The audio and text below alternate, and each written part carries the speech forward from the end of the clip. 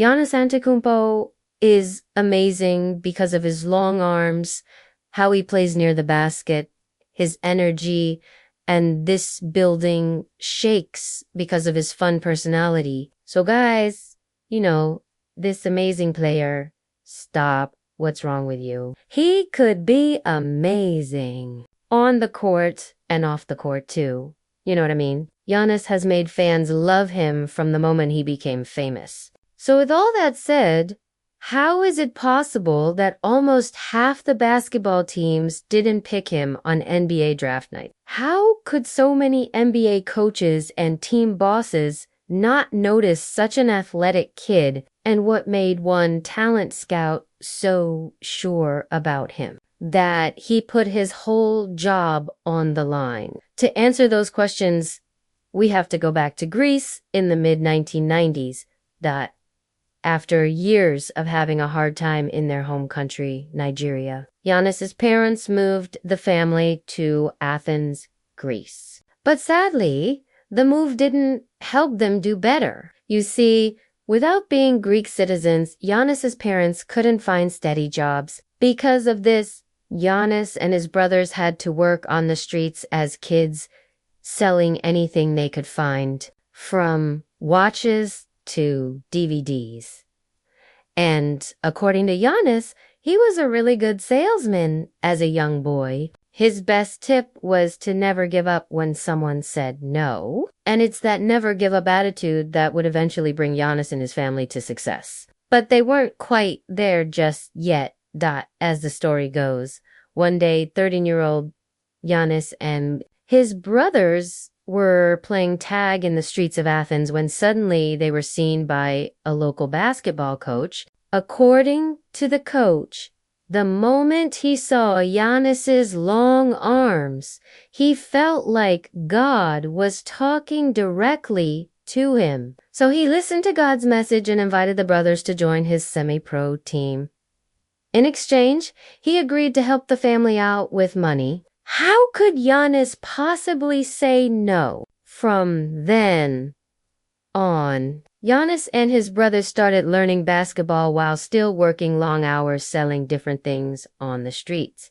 They often ate just one meal a day. Even with all these hard times, Giannis was somehow able to show enough talent on the court to get offered a 4-year deal to play with a Division I team in Madrid. This was a life-changing chance for both Giannis and his family.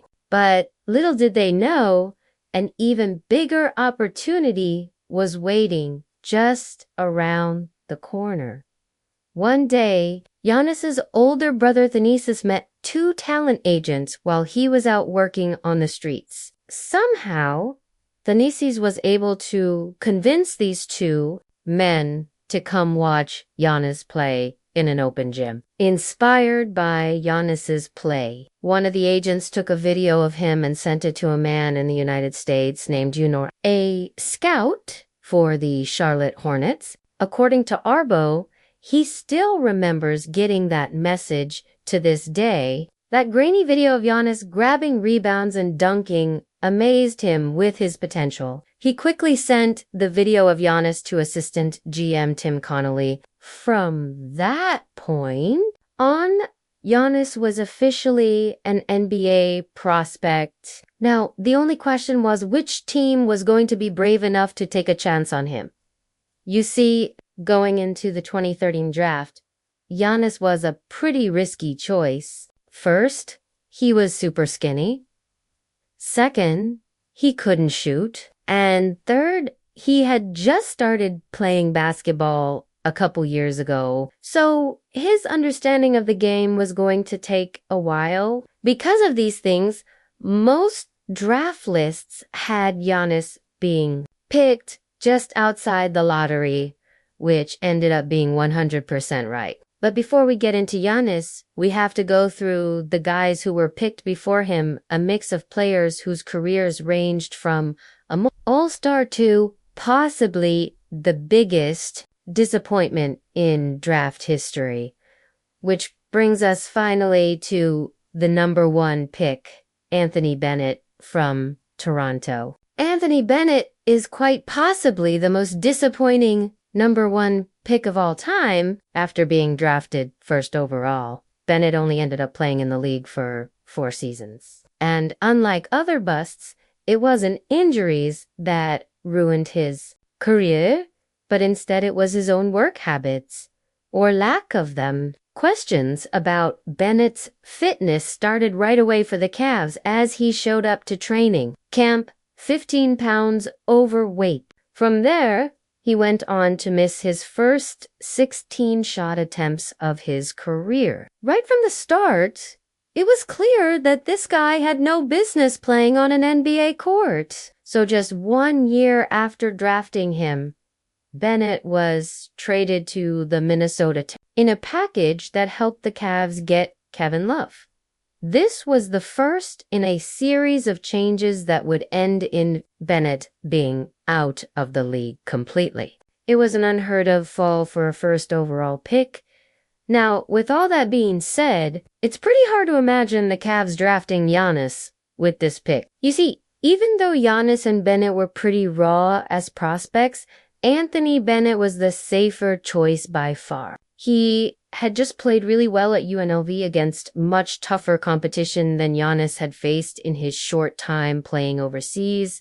And now that that's clear, let's talk about the second overall pick in this draft, a player that's probably the best out of this lottery, Victor Oladipo from Indiana University. Coming out of college, Victor Oladipo was seen as a strong defensive prospect whose offense might take some time to develop. But despite this scouting report, Oladipo came out guns blazing in Summer League, averaging over 19 points per game and shooting over 50% from three-point range. Soon enough, that Summer League success was translating to NBA action. In no time at all, Victor was able to carve out a space in the starting lineup for himself, averaging over 13 points a game and making enough of an impact to finish his season second overall in Rookie of the Year voting.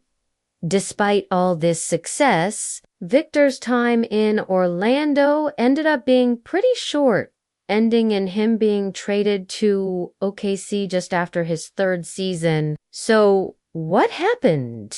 Well, the problem was too many guards, and with the Magic preferring to build around Elfrid Payton, it was smarter for them to make a move while Victor's value was at an all-time high. This was a mistake the Magic would regret for years to come, and unfortunately, the trade didn't work out well for Victor either, with OKC running almost all their offense through Russell Westbrook at the time. Victor was forced to stand in the corner most of his time in Oklahoma. This led the Thunder to package him with Domantas Sabonis to Indiana for Paul George, finally giving Victor the space he needed to really spread his wings. The following year, Victor's game grew a lot. Victor went from being an afterthought in OKC to winning the Most Improved Player award along with 2 straight All-Star selections. By all accounts at this time, it looked like Victor was bound for an epic NBA career. Then, disaster struck. Victor left a game against the Raptors only to discover that he had torn his right quad tendon. As a result, he had to get season-ending surgery, which kept him out for over a year. And from there, Victor Oladipo's story only got stranger after his return. Stories started to leak that Victor wasn't sure he wanted to re-sign with the Pacers. According to The Athletic, people around him convinced Victor that he needed to find his way to a bigger market and he should only stay with the Pacers if they signed him to a max contract. But unfortunately, that was too steep of a price for the Pacers given Victor's recent injury history. So they shocked the league and traded Victor to the Houston Rockets, a team he only ended up playing 20 games for because they weren't interested in paying him either. And after that, Victor's injury troubles only got worse. After signing a 3-year deal with the Heat, Victor was unable to play more than 40 games again, ending what little chance he had at making a comeback. But at least, if only for a short period of time, he had a chance at true stardom. Unlike these next bunch of draft picks, with the 3rd overall pick in the 2013 draft, the Wizards selected Otto Porter Jr. from Georgetown University, who certainly had an impactful career, including a 2022 NBA championship run. But aside from looking just like Wilt Chamberlain's son, he was never more than just a good role player. So eventually the Wizards dumped him to Chicago just to get off his contract with the 4th overall pick in the 2013 draft. The Bobcat selected Cody Zeller from Indiana University, another role player and another below average pick. Kemba Walker tries to stick with it. Johnson gets a piece.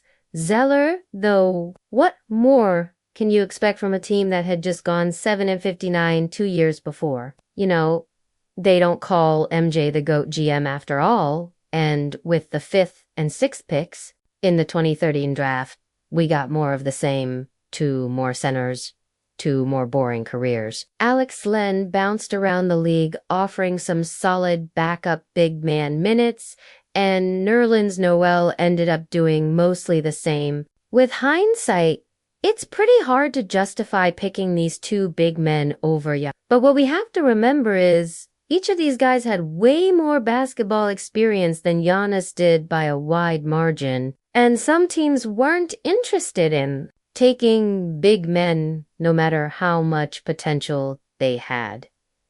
Which brings us to the next portion of the draft, featuring a string of guards whose careers varied from a multi-time champion to the Rookie of the Year. But first, a guy who achieved none of those things. Ben McLemore from the University of Kansas. Coming out of college, Ben McLemore looked like a player with all the tools to be a star, but struggled to play well consistently. Some nights he'd score 30 points, and others he would just look clueless. Because of this, McLemore found himself in a bad cycle of being signed and cut by various teams. Until 2021. He was accused of sexual assault, and that pretty much ended his career. Yikes. Next up, we have a guy with a much more positive story in Kentavious Caldwell-Pope after being drafted by Asterisk